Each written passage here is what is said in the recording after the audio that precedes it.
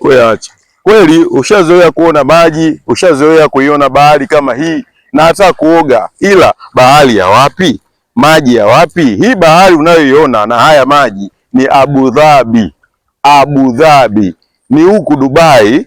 Wanasema huku ndo makao makuu ya falme za Kiarabu. Ndipo unapopaona hapa hii bahari kama ambavyo unavyoiona. Kwa historia wanasema ni bahari ambayo si ya uhalisia sana, imeletwa kutokana na teknolojia kubwa ambayo hawa watu Mungu ameajalia kuwa nayo. Kwa hiyo mimi leo nipo hapa. Hivi ni vitu ambavyo nilikuwa navisikia tu, nilikuwa naviona tu kwenye TV, kwenye movie. Leo nipo hapa Abu Dhabi, nafurahi sana, Mungu ni mwema.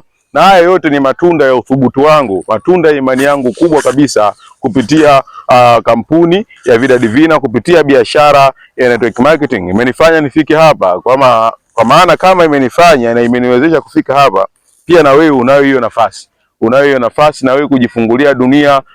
Mimi ni moja mafanikio yangu kusafiri. Kwa hiyo kama nao unapenda, basi una hiyo nafasi ambayo unaweza ukafika hapa na wewe siku moja na zaidi ya hapa. Mimi leo nipo hapa Falme za Kiarabu Abu Dhabi, lakini naamini kabisa ni moja ya sababu ambayo nimejifungulia mimi ukuu katika maisha yangu. Kwa hiyo na wewe kama unahitajia, basi njoo nikufundishe biashara ambayo utaianza kwa mtaji wa $500,000 na $65,000 na itakuwa moja sababu ya kuweza kufika hapa.